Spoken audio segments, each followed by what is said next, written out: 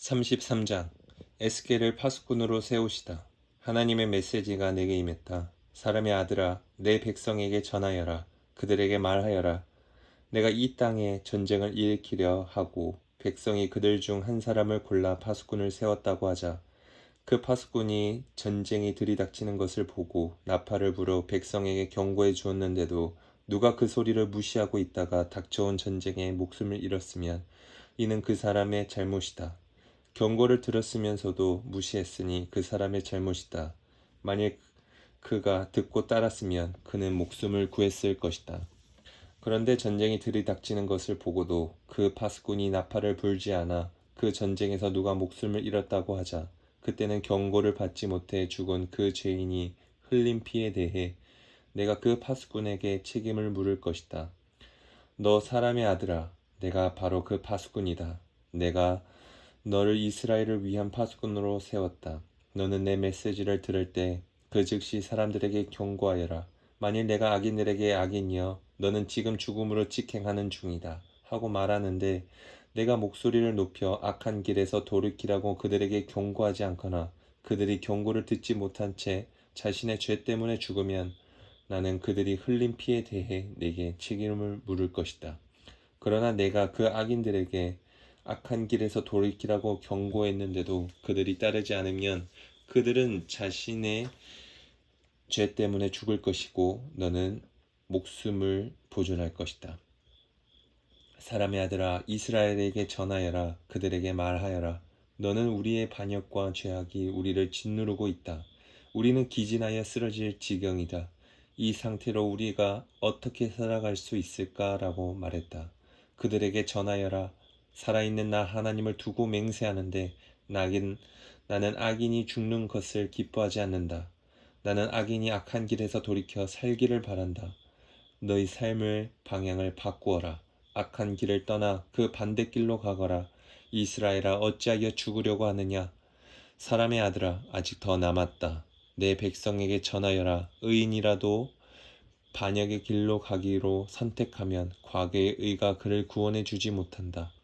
악인이라도 반역의 길에서 돌이키고자 하면 과거의 악이 그를 막지 못할 것이다. 의인이라도 죄의 길을 택해 가면 목숨 부지하기를 기대할 수 없다. 내가 의인들에게 살 것이다라고 말하는 것이 사실이지만 그렇더라도 그들이 과거의 선행을 믿고 악행을 저지를 경우 그 선행은 아무 소용이 없다. 그들은 자기 악한 행실로 인해 죽을 것이다. 반대로 내가 악인에게 너는 악하게 살았으니 이제 죽을 것이다 하고 말했어도 그가 죄를 회개하고 의롭고 바르게 살기 시작하면 가련한 자들에게 인정을 베풀고 탈취한 것들을 돌려주고 이웃을 해하지 않고 늘 사람을 살리는 길을 찾아 살면 그는 반드시 살 것이다. 그는 죽지 않을 것이다. 그의 죄가 하나도 기록에 남지 않을 것이다. 그는 옳은 일을 행하며 복된 삶을 살 것이다.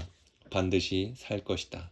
내 백성은 주가 공정하시지 않다고 말하지만 공정하지 않게 행동해온 쪽은 바로 그들이다.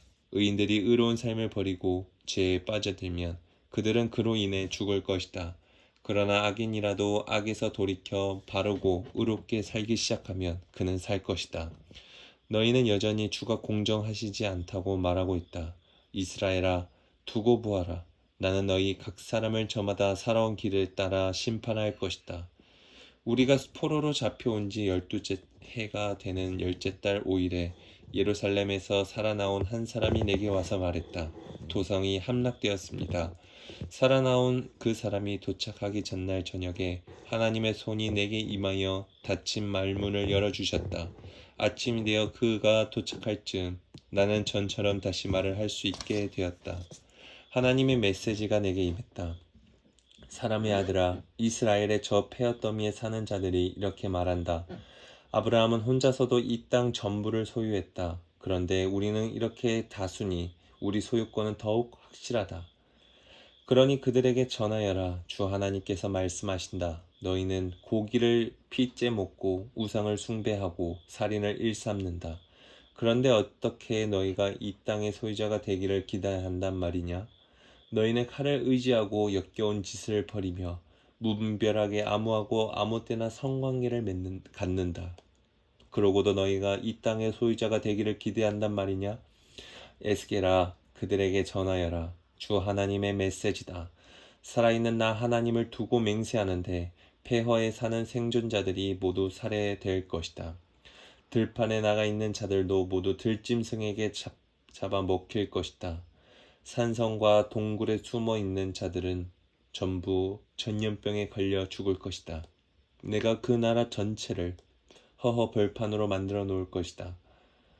그 거만과 오만을 아주 끝장내리라. 이스라엘 산들은 황폐하고 위험하기 짝이 없는 곳이 되어 누구도 그곳을 지나다니지 않을 것이다.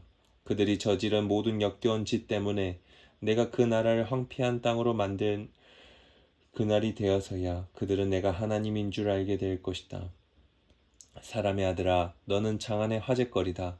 내 백성은 길에서나 집 앞에서 사람을 만나면 어디 하나님께서 새로 말씀하신 것이 있나 들어보러 가자 한다. 군중이 우르르 몰려와 내 앞에 앉는다. 그들은 내 말을 청해 듣는다.